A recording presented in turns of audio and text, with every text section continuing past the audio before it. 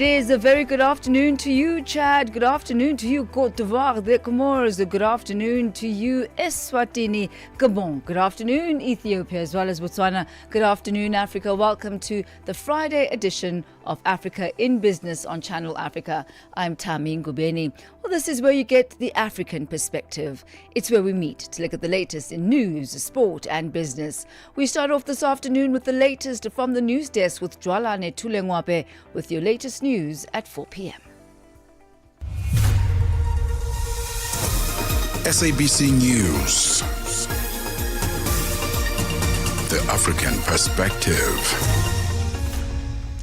Thank you, Thami. Top stories this hour. Kenya's culled death now stands at 12 and Britain bars Israel from major arms exhibitions. Good afternoon. Kenya's investigations into suspected cult death in Kilifi County has been reopened following the exhibition of 7 more bodies in Gwabinzaro village and the collection of 54 scattered body parts. This brings the death toll to 12. The newly recovered remains suggest more recent burials, with the bodies appearing fresh and not fully skeletonized. Authorities have urged relatives with missing loved ones to submit personal details and DNA samples for possible identification. The exhumations mirror the horrors of the 2023 Shakahola Forest massacre. Our correspondent Alex Kayara. The fact that there are no laws that legislate or rather govern faith. Most of these people who are involved in this thing were adults who made the choice to follow him thanks to his preachings. And they did it on their own, and therefore it's very, very hard for even the state to find someone to use either as an accomplice or as a witness on the same, because they went there voluntarily. And this is the reason why Mackenzie has been boldly calling for his release, because he says he never killed anybody. They joined him voluntarily. And Rwanda has received the first group of 7 U.S. migrants deported under a bilateral agreement, potentially sending up to 250 people to Kigali. The Rwandan government promises accommodation, healthcare and workforce training, but human rights groups have raised concern about transparency, safeguards and long-term well-being of the migrants. Christian Ramu, Amnesty International campaigner for the Great Lakes region. The government are putting effort to build accommodation to prepare for the welcoming of the asylum seekers from the UK. So that is what the government says. We still have to test and see that effectively those people who have been sent from the US have received shelter and access to medication and all of that. Medical experts at Tygerberg Hospital in Cape Town say robotic surgery has made kidney donations safer. The hospital has successfully completed South Africa's first robotic-assisted kidney donation. Dr. Danilo Du Plessis conducted the procedure, which involved a 45-year-old woman donating a kidney to her 24-year-old daughter. Dr. Du Plessis says more patients will benefit from the procedure in future. Of course, this makes donor nephrectomies, donating your kidney to a relative or to somebody that you love, so much more safe and less invasive and less painful for the person donating the kidney. As this technique becomes more and more established, the access to this will improve, and more and more donors all around the country and indeed the world will be able to have access to having their donations done robotically, which will hopefully in the end benefit many people requiring kidney transplants.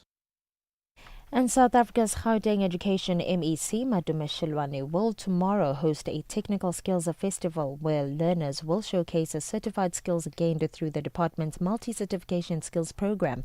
The program is aimed at equipping learners with industry-recognized qualifications to innovation, boost productivity and strengthen South Africa's economy through manufacturing, technology and engineering skills.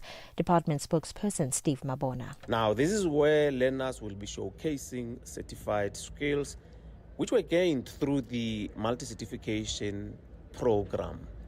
This program equips learners with industry-recognized qualifications to drive innovation, boost productivity, and strengthen the South Africa's economy through manufacturing, technology, and engineering skills. Now, this is the education that we're talking about, where learners are taught on what is happening in our economy. And Britain has barred Israel's government and military officials from attending a major arms exhibition in London next month. It says Israel's escalating military operation in Gaza is wrong. BBC's Yolandi Nell has the details. Israel's Ministry of Defence has previously been prominently represented at the DSEI Arms Show, which takes place in London every other year. However, it's understood that this year it's not been invited to join, although Israeli arms companies will be able to take part. In a statement, the Israeli Defense Ministry said that the new restrictions amounted to a deliberate and regrettable act of discrimination, and that the decision by Britain plays into the hands of extremists. The UK has been calling for an immediate ceasefire in Gaza and has recently increased pressure on Israel.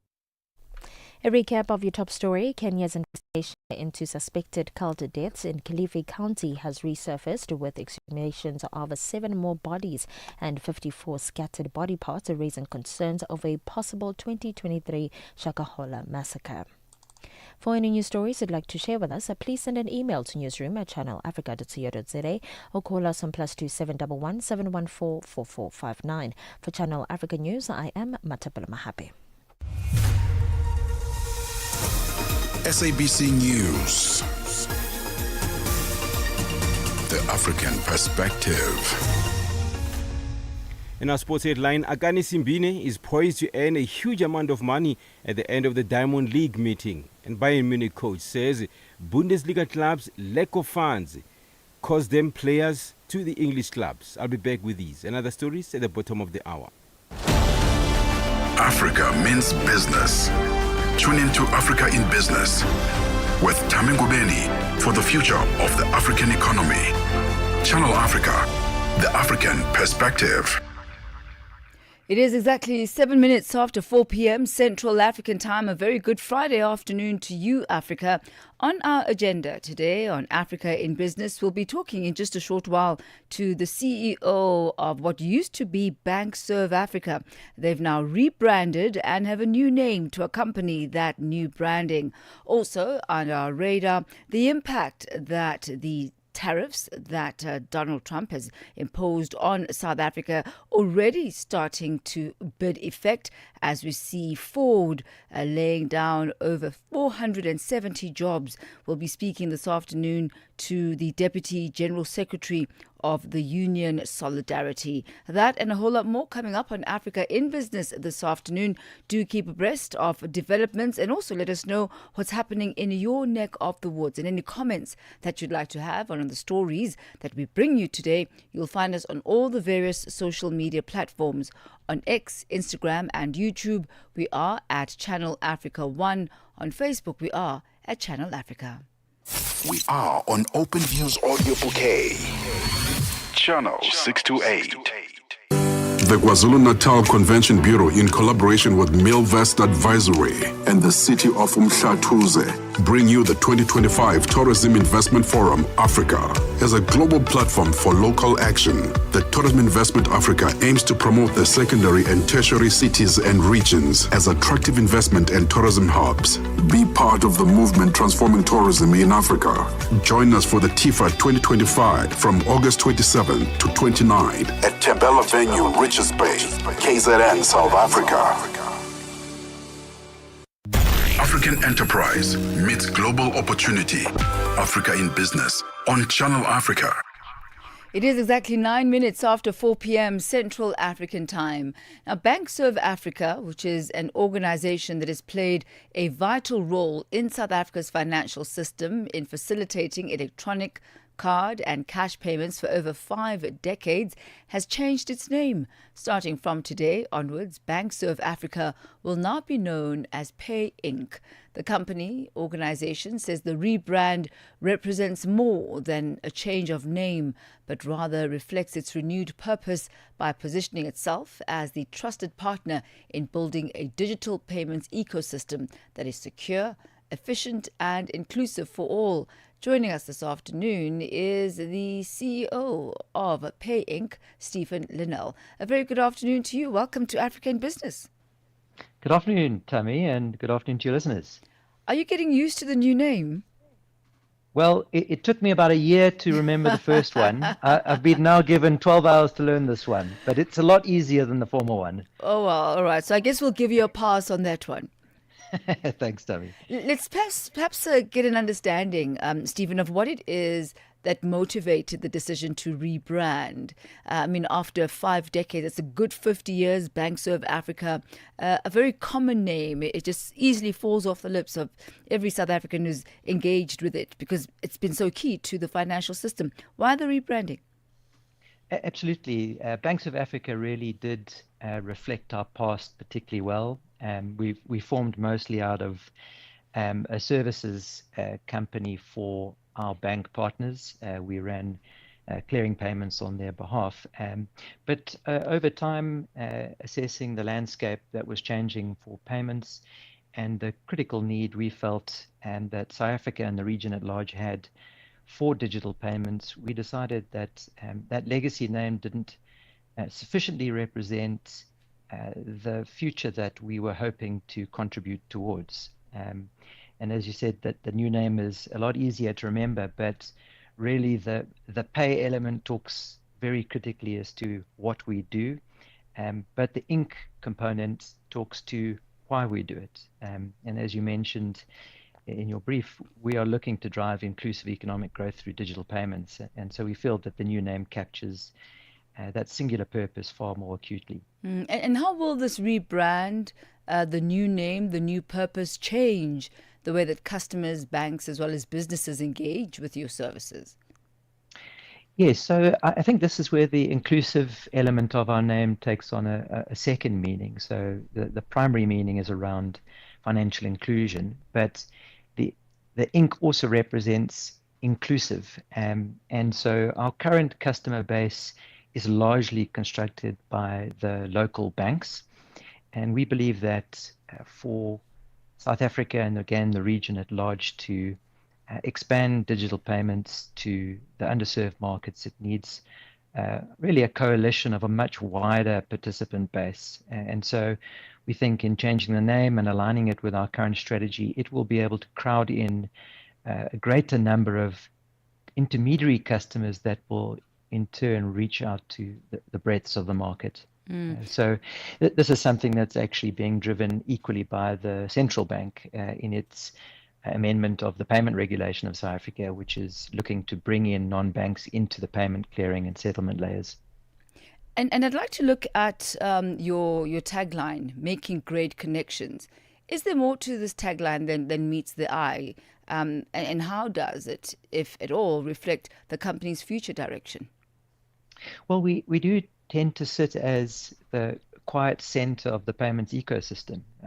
You mentioned some of the statistics earlier above, but we process through our systems all EFTs in South Africa, many millions of cards, and now more recently PayShap. And so we really are a centralized market infrastructure. And so making great connections is, I guess, practically exactly what we do. Our role is to connect initiators of payment instruments to their recipients. So it is both functional but also instructive. It gives us a catalyst to go and build more partnerships so that we can penetrate the market more acutely. It's really clear, Stephen, that technology and change is at the center of what's happening in Pay Inc. And in the statement that was released, you indicated that the rebranding to Pay Inc. reinforces your drive for digital innovation. You mentioned the fast pace of innovation and change, and with the evolving, mechanisms such as digital wallets, fintechs, as well as crypto. How are you, as Pay Inc., positioning yourself in this financial landscape so that you are competitive, especially because there are so many, new players who maybe have started before you did? Absolutely. I think what makes us quite unique is that our focus is very much on interoperable payments. So we are indifferent, at least from a technological perspective, whether you are paying from a bank store of value or a wallet or an MNO account. So we're able to connect to any regulated payment providers in the country of choice. And so our goal is very much to create that connectivity across diverse payment categories. And I think in terms of your technological comment, South Africa is dominated by cash today. And so if you are going to drive what we are calling economic growth through digital payments, one has to better the service that people are at least believing they're getting from cash. And so it requires us to use the latest technology and to use it in a way that is seamless to all sectors of the economy. So it's very much part of our growth. I'm wondering, Stephen, if within part of your renewed purpose, you as Pay Inc. are going to be increasing and extending your footprint beyond South Africa to other countries on the continent. Yes, I think we are, and it's probably another play on the ink in our words. We are a South African first company, and that's the SA Inc. entendre.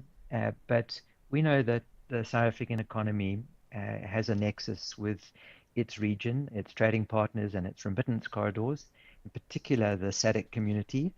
And so not only are we dominant in South Africa, and particularly with products such as EFT and PayShap, but in the region itself, we have an equivalent faster payments capability called TCIB that services all financial service players in the SADC region. And as we grow scale in SADC, we will then look to grow scale more broadly into Africa and thereafter. But certainly our launch pad is in South Africa. Stephen Linnell, it's been a pleasure speaking with you and wishing you all the best. So is today then, the 29th of August, officially your birthday as Pay Inc.? I guess it is. So 53 years and now one. And now so one. Well, happy birthday to you. Thank you, Thami. Thami. Thank you. That's Keep well. You too. That's Stephen Linnell. He is CEO of Pay Inc., what used to be BankServe Africa. He takes us to 17 minutes after 4 p.m. Je, una jambo lolote akilini mwako? Je, una shauku kuhusu masuala muhimu? Na je, una maoni ambayo unataka yasikike? Kweli, hili jukwaa ni la kwako. Piga simu au tuandikie kwenda WhatsApp namba alama ya kujumulisha 2760552594 na tutakupigia simu. Mtangazaji wa habari zetu za Afrika Kusini mjini Johannesburg. Hivyo unaweza kuwa mshirika kwenye matangazo yetu. Sio mazungumzo tu, ni fursa yako ya kuchangia maoni yako na kushirikiana na jumuiya ya wasikilizaji wanaotamani mtazamo wako. Tufuate kwenye mitandao ya kijamii. Tembelea tovuti yetu www.channelafrica.co.za na uwe tayari kushiriki na kuchangia maoni yako kwenye Channel Africa. Channel Africa, mtazamo wa Kiafrika. AUSISA, the Association of Water and Sanitation Institution of South Africa, is a platform uniting Africa's water professionals. This November, Africa leads the conversation on water and sanitation. Join global and African leaders at the AUSISA Africa and Global South Dialogue 2025 from the 9th till the 12th of November at the Emperor's Palace, Johannesburg. From policy innovation, this is where action meets collaboration for a water-secure future. Register today at ausisa-watersan-dialogue.org or follow at AUSISA on social media. AUSISA, working together for sustainable water and sanitation security in Africa. The KwaZulu-Natal Convention Bureau, in collaboration with Milvest Advisory and the city of Mhlathuze, brings you the 2025 Tourism Investment Forum, Africa. By positioning these regions for sustainable growth, TIFA helps drive their economic ambitions while providing access to critical capital, networks, and strategic insights on investments in the trade services sector, such as tourism. Join us for the TIFA 2025 from August 27 to 29 at Tembela Venue, Richards Bay, KZN, South Africa. Be part of the movement transforming tourism and infrastructure in Africa. Connecting Africa to the world. Africa in Business with Thami Ngubeni brings you the latest insights on Africa's economy. It has gone exactly 19 minutes after 4 p.m. Central African time. Now, South Africa's Competition Commission has warned those who attempt to collude and close off competition that they will be caught and prosecuted. The This comes as Toyota Financials and Westbank reached a 30 million rand settlement without admission of liability, following accusations that Toyota restrained Westbank from offering motor vehicle finance to customers seeking to purchase vehicles at authorized Toyota dealerships. The SABC's Notando Makutulela reports. According to the Competition Commission, a customer approached the commission after Westbank refused to finance a Toyota vehicle purchase. This accusation prompted the commission to look into the matter, and the matter was referred to the Competition Tribunal in 2022. In line with the investigation, the commission found that Toyota was in fact restricting Westbank from financing its clients. The vehicles involved were new Toyota, Lexus and Hino vehicles and any used vehicles sold through the authorized Toyota dealerships. The Commission says this is a contravention to the Competition Act 89 of 1998 and therefore unacceptable. Following the Commission's findings, Toyota Financials was slapped with a 30 million rand fine, and as part of the settlement agreement, Toyota will remove restrictions that prevented Westbank from financing motor vehicles purchased from authorized Toyota dealerships. Competition Commission Head of Cartels Division, Makale Mohlala. We then agreed, we signed the settlement, we submitted to tribunal, the tribunal approved the settlement. Now, in terms of this settlement, all the restrictions that were placed on Westbank have now been removed. A customer that wants to buy vehicles from Toyota dealerships has the option of Westbank as a financier. Meanwhile, the fine came without admission to liability from Toyota. Mohlala explains. The settlement is without admission of liability because for us, what is more important is the introduction of competition in the market between Toyota Financial Services and Westbank than to secure liability or admission of liability. The Commission says the confirmation of the settlement agreement by the tribunal concludes all proceedings between the Commission, Toyota, and Westbank in relation to this matter. Notando Makutulela, SABC News, Johannesburg. Get the news, music, and lifestyle of Africa on Channel Africa, the African perspective. Africa in business on Channel Africa. It's 22 minutes after 4 p.m. Central African time. In just a few minutes, we'll be looking at the latest market indicators and then also going into the business of sport. But before we do that, we continue our focus on the automotive industry, but this time not related with the Competition Commission, but rather with Ford South Africa. They're planning to lay off more than 470 of their employees as the company seeks to adjust production capacity to match current and future market demands. The jobs affected are 391 operator positions at the Silverton Car Assembly Plant in the country's capital of Pretoria, the city of Tshwane, 73 at the Struandale Engine Plant in Gqeberha, a major seaport, and 10 administrative roles. Labour Union Solidarity says this move by Ford is indicative of economic pressures, international political uncertainties, and the government's unfavourable policies, which are making the industry increasingly less competitive. For more on this, we joined this afternoon by Willie Venter, the Deputy General Secretary of Solidarity. Good to have you with us on Africa in Business, so welcome. Good afternoon, ma'am. Well, the automotive industry has already seen 12 company closures and over 4,000 jobs lost. And this is just in the past 2 years.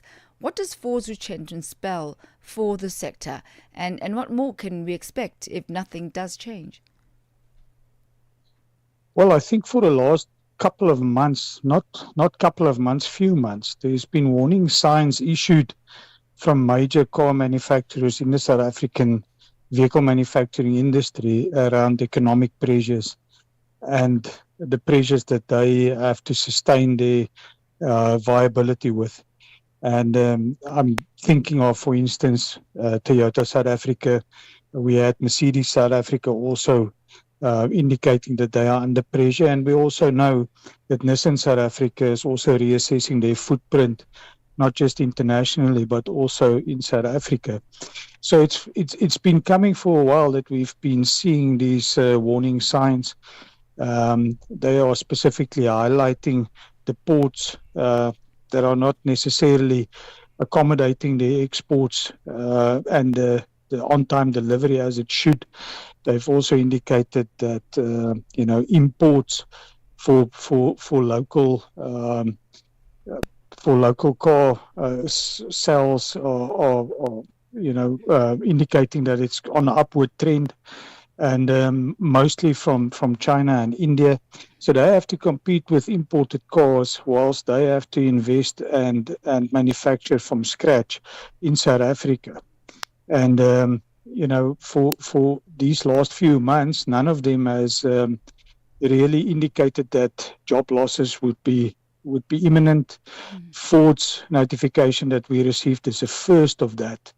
And we are obviously worried that this is the start of possible more retrenchments to come if there's no real and drastic intervention in the worries that the vehicle manufacturing industry is trying to portray.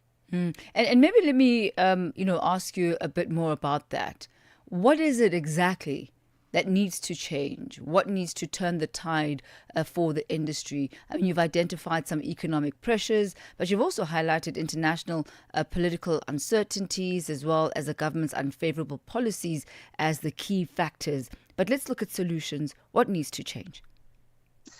No, you're 100% correct. And if I maybe just broaden the scope of the narrative of what I'm trying to bring across, we're looking at the manufacturing industry as a whole, and then we will see that the vehicle manufacturing sector inside this is a large portion of it that's been quiet for a lot of years with regards to job losses. They've done really well. They've added a lot of value to the GDP, and they've created jobs. They've not lost jobs. That's the one thing. But in the larger scope of the manufacturing industry, we have been bombarded over the last few months and couple of years with job losses. We're looking at the ArcelorMittal long steel products that are on the verge of closing unless there's drastic intervention. We're still awaiting the outcome of that. We've been seeing the closure of Goodyear South Africa recently in the Eastern Cape, where 900 jobs were lost. We know about the smelters, Samanco and Glencore, that's under pressure.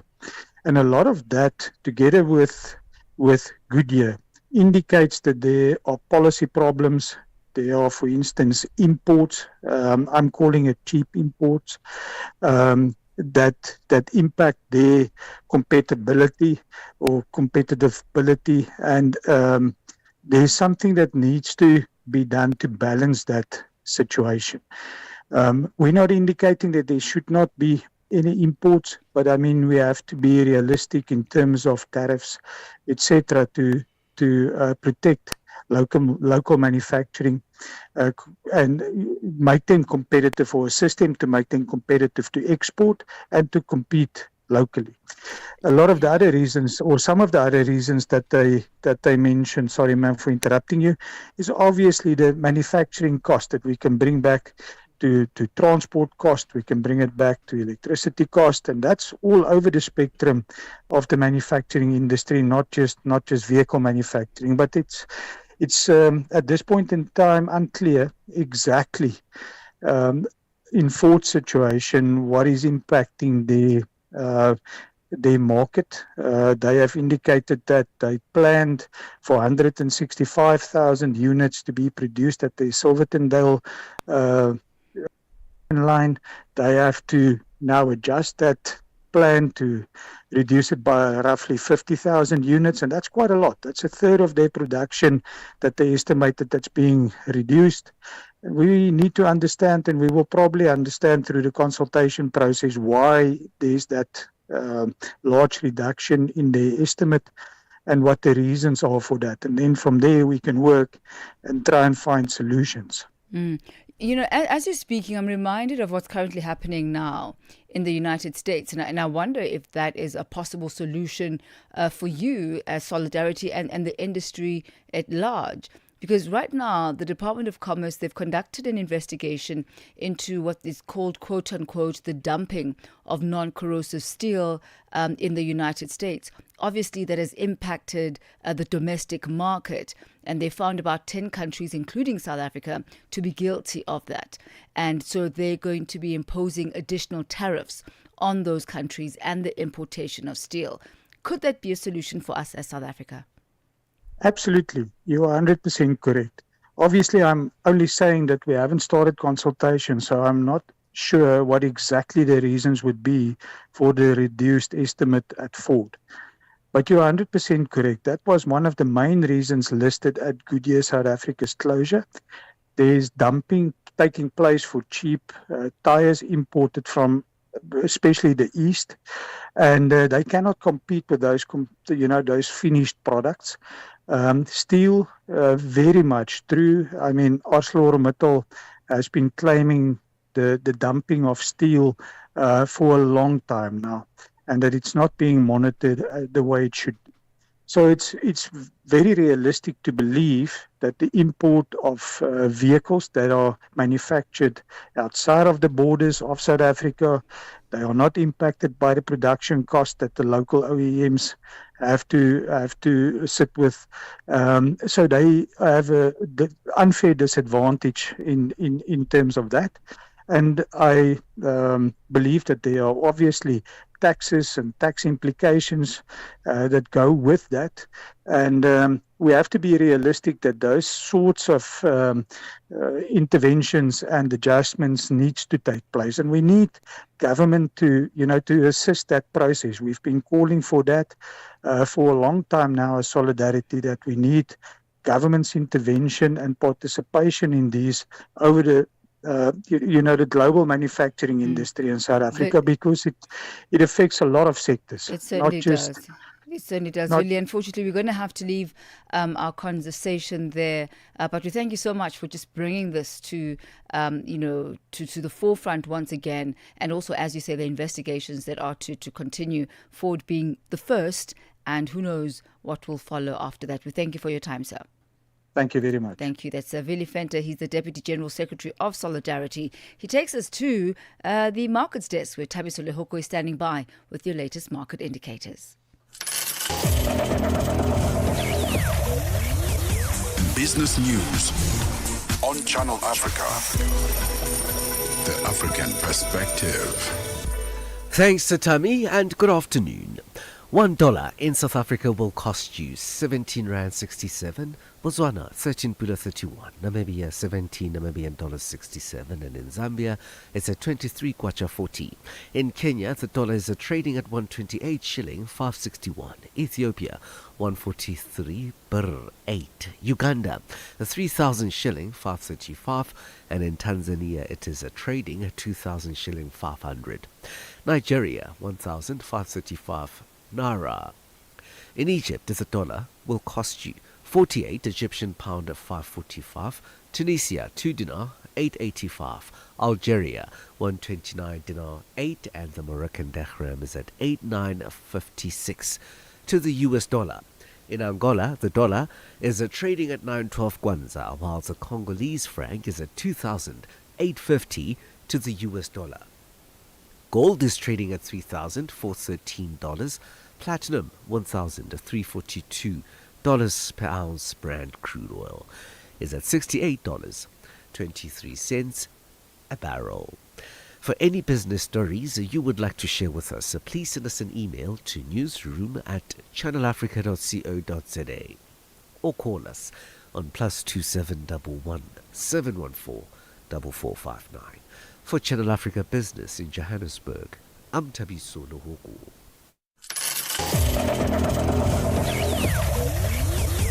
Business news on Channel Africa. The African perspective. And for the latest on the business of sport, is Figile Lingwati. Sports on Channel Africa. The African perspective. Thank you, Thami. And in our business of sport, we take off With athletics, Akani Simbine earned approximately $40,000 from his wins in the 2025 Xiamen, Shanghai and Rabat Diamond League races, in addition to prize money from other meetings and his potential final standings. He also earns prize money at each individual meeting he competes in and could earn more depending on his placement in the 2025 Diamond League final. His total earnings for the year will depend on his performance in the Diamond League final and other individual races. The overall prize money structure has been increased for 2025 with higher rewards. Meanwhile, there is plenty to fight for, with prize money ranging between $30,000 and $50,000 plus wildcard entries for the World Athletics Championships Tokyo 25 up for grabs for winners. Armand Duplantis' place in Tokyo is already secured, but Zurich offers the Swedish pole vaulter star the chance to head there on a high.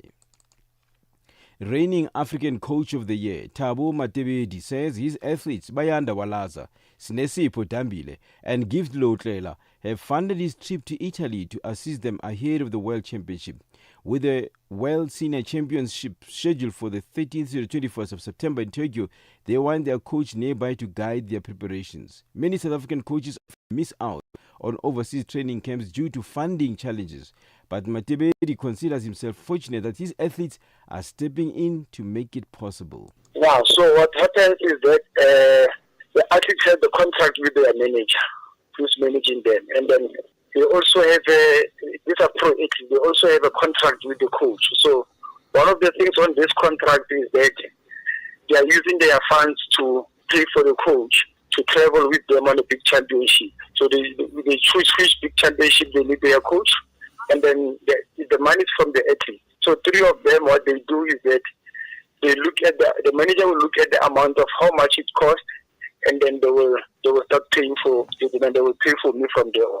They're spending money, it's athlete's money. It's not, there's no formal sponsor, there's no one, none of these guys that give me money to fly with the athletes. Athletes are using their own money to fly me there. And a veteran South African long-distance runner, Stephen Mokoka, says the reason he keeps returning to the Cape Town Marathon is because of the attractive deal offered by the race organizers. Mokoka is the most successful South African in the 42.2-kilometer event, having won it 3 times. The eagerly anticipated marathon with prize money of $14,000 takes place on the 19th of October, and Mokoka once again lines up as the favorite. Wow, so what happens is that the athletes have the contract with their manager who's managing them. I mean, people used to say the same thing about when I used to go to Shanghai, where I won 4 times. And I also used to ask people, why are they not asking Elliot, why is he going to Berlin all the time? He never changes. It's always Berlin or London, but they always on the case of Steven. And then for me, it's all about, if I get a good deal. Cape Town has been giving me a good deal, like any other marathons. So even they say they gave me a good deal, I mean, it's like they recognize my value.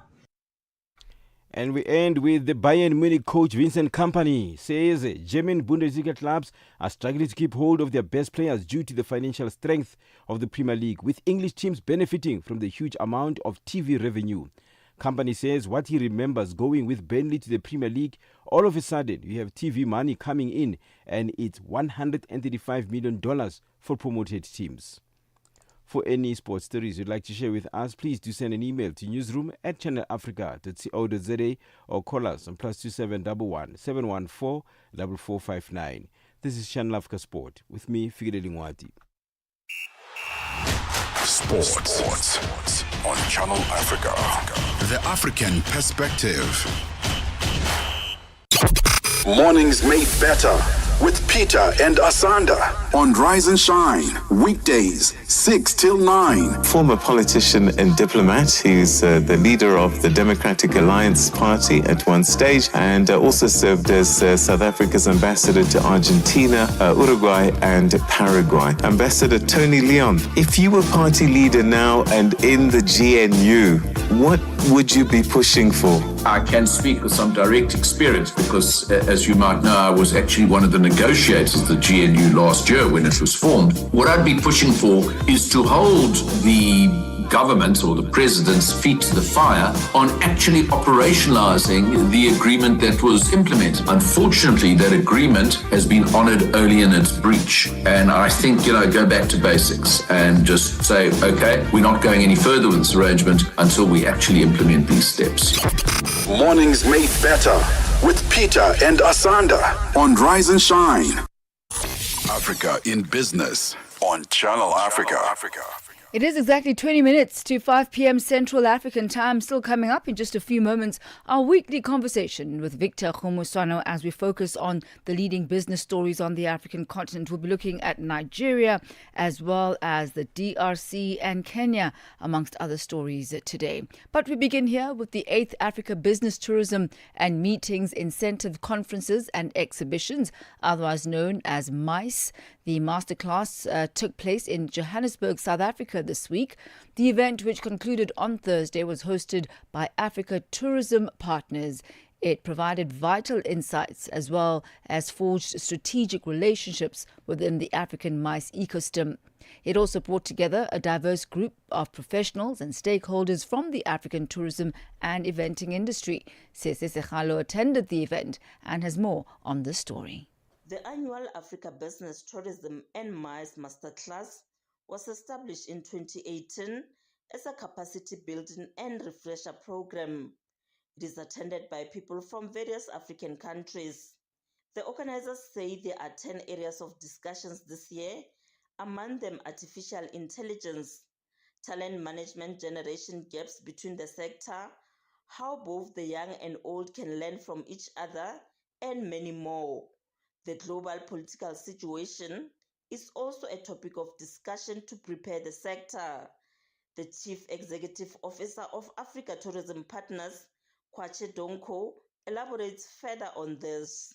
And that is going to have serious impact on the sector, particularly inbound from other countries, cost of running businesses.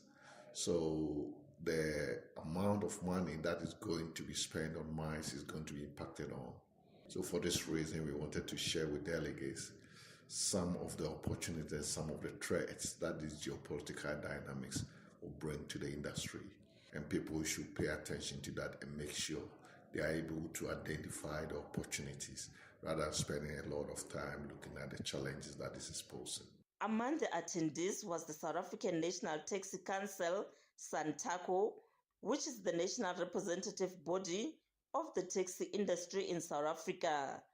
The council mentioned that their presence in the MICE Masterclass was to find alternative revenue generating solutions for their members and also for collaboration. The Chief Executive Officer of SANTACO's Travel and Tourism Services is Eugene Wejana. We're looking to expose ourselves to more opportunities. We believe that challenges always offer opportunities for growth, and in light of the current conflicts that are being brought upon by the gig economy, where people are now changing the way they live, the way they travel, the way they work, we thought it's only best to seek knowledge and seek partnerships that will add value instead of adding to the fire that's currently taking the country by storm. Angola was represented by the Institute of Tourism Development. They expressed their wish to model their country as a preferred tourism destination. They have identified the MICE sector as the perfect opportunity to achieve that. Deputy Director General at the Institute, Bruno Di Matos, shares what else they are hoping to gain from the MICE Masterclass. One of the biggest barriers that we have, as promoting ourselves as a tourist destination is the language. The language, as you know, Angola speaks Portuguese.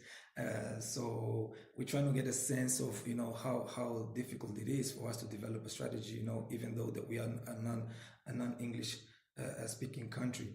We just held the ICAO conference, recently, where we spoke about the necessity that Africa has, specifically, within the region, to make progress in terms of allowing accessibility to all the different countries. I think that this would be also one of the biggest challenges that we have to work on in order to facilitate, the access, having more direct flights between African countries, and we are making, steps working towards that.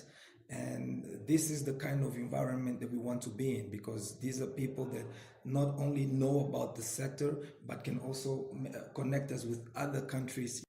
Kenya is hoping to learn from others in the sector, particularly from South Africa, as the leading country in the maize sector in the African continent. Sales manager at Tribe Hotels Group, Edwin Bett, says they are coming partly as a hotel and mostly as a venue for meetings. He expresses further on what they are hoping to learn. My presence here is trying to get the knowledge from here, what they do right, and how different they do it from what the way we do it in Nairobi. So that probably we can improve the maize the maize sector in Nairobi from our hotel and out to the country at large. For Channel Africa, I'm Sisi Sekhalo in Johannesburg, South Africa. Get Channel Africa on DSTV Audio Bouquet. Channel 802. Africa in Business on Channel Africa. It is exactly 4:45 Central African Time. Now, Global Affairs analyst Collins Nweke says the recent comments by U.S. mission in Nigeria condemning some state governors for lavish expenditures on luxury projects, while many Nigerians continue to grapple with harsh economic realities, it exposes uncomfortable truths about elite impunity in governance. The comments by the mission followed a report detailing how some state governors are reportedly spending billions of naira on lavish new government houses while urging citizens to endure hardship. For more on this, we joined on the line by Global Affairs analyst Collins Nweke. A very good afternoon to you, Collins. Good to have you with us today. My pleasure to be with you, Thami. Thank you for having me. So you say that the comments by the U.S. mission in Nigeria have put diplomatic relations between the two countries into question. How so? Well, the diplomatic relations between the two countries will be put into question and indeed, experience some upheaval depending on how the government of Nigeria reacts. So far, they haven't reacted in a manner that escalates. Rather, I believe they have been handling this in a way that sends a signal to the United States of America that you have some lines that you should not cross based on the existing protocols. You are not supposed to criticize, government or meddle in, domestic affairs of any country. The Vienna Convention was very, very clear on that. They've also spoken publicly. So I believe that what is now happening is the government of Nigeria going back to the United States of America and through their embassy informing them that the country will not welcome this anymore and they should desist from such an attitude. So it is on the basis of this careful diplomatic handling that we haven't seen, a kind of breakdown in their relationship or something of that nature. But yes, the United States was out of order. But indeed, like you pointed out, my opinion is that it revealed some very, very uncomfortable truths about the government of Nigeria. Diplomatic decorum aside, let's look at the merits of these accusations. How big of a problem are these lavish expenditures on luxury projects by government officials? Is there any merit to this? Absolutely. There is merit to it. And as a matter of fact, for the man in the street, the United States could break, diplomatic protocols 100 times. What they have spoken is actually the sort of thing that bothers the, average Nigerian on the street. Because, I think what baffles people the more is that the lavish resources, the lavish spending rather, is actually not being supported by, revenues that are being generated in the states these are supported by monies that are borrowed, from elsewhere, China and the rest of them, no questions asked. So, as a matter of fact, they are mortgaging the future of the youth of their states. And so, yes, the extravagance is so much, and the policies, people-centered policies are nowhere to be found. And, they just keep spending and spending, corruptly and all of that. So, yes, there is merit in that. That said, what do you believe is behind the spending despite the lack of, domestic resources? Does the conduct by the officials show that they may be devoid of the reality that is being faced by Nigerians, or not? Well, they know the realities faced by the people of Nigeria. It is not hidden. People, in some places, people are dropping dead. The level of insecurity is very, very high. They simply just don't care. They don't understand the purpose of public service. That when you put yourself up to serve, it is not to enrich yourself or your cronies, but to make an impact, to make a difference in the lives of the people. That is textbook theory as far as most of these governors are concerned. There are just a handful of them indeed that are purposeful, go, for instance, to Enugu State, one of the southeastern states of Nigeria. Again, in the southeastern state of Nigeria, you have Abia State. These are states where things are really happening. The governors are working, but in majority of the places, no, they see the suffering on daily basis, and they just prefer to hold the people down and poor so that, they can, really treat them as badly as they wish. We're going to have to leave it at that for this afternoon, Collins Nweke, but thank you very much for your commentary on that. And we just wonder if, these comments would in any way impact how the United States in the future does deal with Nigeria going forward, and what the West African country can do, will do, should do in order to redeem itself, should that be part of its agenda. Collins Nweke, we thank you for your time this afternoon. My pleasure. Thank you for having me. Thank you, ma'am. Thank you, sir. He takes us to exactly 4:52 Central African Time. Africa in Business. Africa in Business delivers key insights and real-time updates on Africa's growing markets with Thami Ngubeni. The African Perspective on Channel Africa. Channel Africa. It is exactly 4:52 Central African Time. Victor Khumuswana standing by as we focus on the big business stories on the African continent. Victor Khumuswana is author of Africa is Open for Business and Africa Bounces Back. He's also the Executive Director for Marketing and Communication at the University of Limpopo. Good to have you with us, and happy Friday, Victor. Happy Friday, Thami. Good to be back with you again. Well, let's start off with one of your favorite countries and favorite people, Nigeria and Dangote. We see the Nigerian tycoon Muzam Mairawani planning a $600 million cement plant to rival Dangote. In Kebbi State, I don't even think Muzam Mairawani is thinking like that. He is looking at the market that Nigeria is, and he's saying, even with the two billionaires that are in charge of the Dangote Group and the VUA Group, having built so much capacity, we're talking hundreds of thousands of tons here that they can produce. The growth is just too much to be left alone.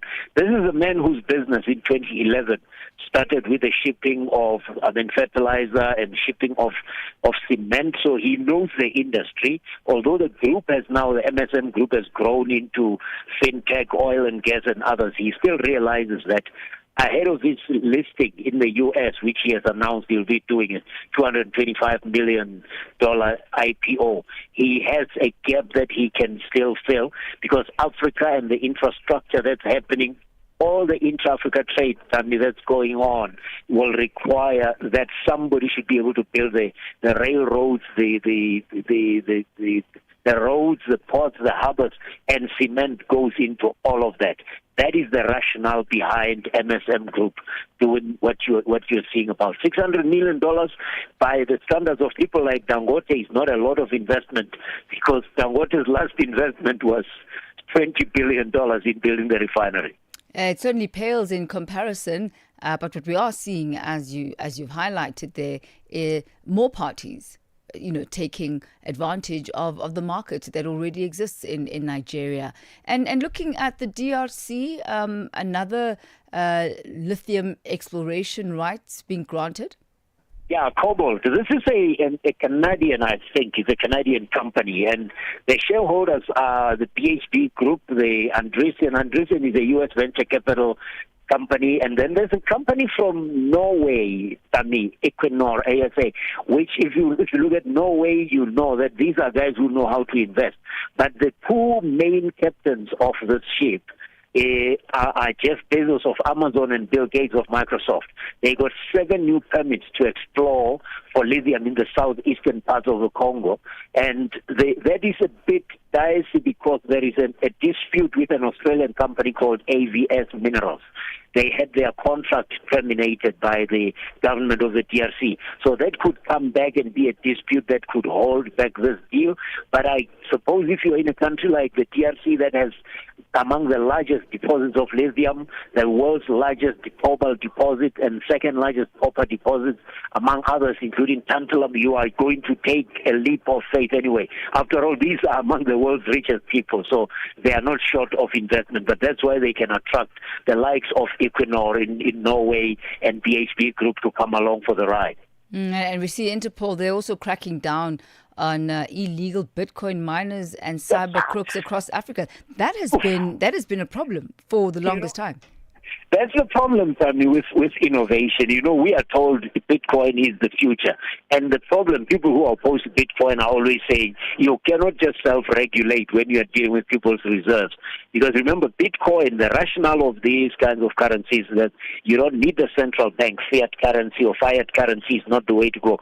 But to know that 11,432 illegal Bitcoin infrastructures were destroyed, $97 million recovered. And this is just the Operation Serengeti 2.0 between June this year and August. So it's a lot of cyber crime that's happening. Angola with 35 centers and 60 Chinese nationals arrested. Zambia with about 65,000 victims or 15 individuals arrested. Ivory Coast, Libya, Ethiopia. This is a widespread problem, and I'm glad that Interpol is collaborating. You would have seen with the Interpol convention in Cape Town that was happening this week, that these were some of the discussions that came up. But it's encouraging to see that regulation is going there. The question is, Thami, do the police forces have enough firepower to fight this kind of crime? Big question, and I guess that's the question that matters. We'll have to leave it at that for this afternoon, Victor. Always a pleasure speaking with you. Looking forward to our time again next week. Been a pleasure. Bye-bye. Thank you. That's Victor Khomuswana. He's author of Africa is Open for Business and Africa Bounces Back. He's also the Executive Director for Marketing and Communication at the University of Limpopo. Well, that's how we come to the end of the Friday edition of Africa in Business. But before we say goodbye, we say hello to Joël in Vue d'Afrique. Bonjour, Thami. Bonjour. What is on your menu today?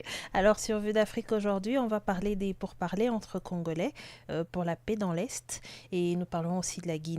Polémique autour des règles de couverture médiatique de la campagne pour le référendum constitutionnel et aussi des voix qui s'élèvent au Cameroun pour une candidature unique de l'opposition à la présidentielle d'octobre. Merci, Thami. Merci beaucoup, Joël. Thank you so much to all of you for having joined us this entire week as we focus on the leading business stories on the continent. From myself, Thami Ngubeni, and our entire team, you have yourself a splendid weekend ahead. It's gone exactly 2 minutes to 5 p.m.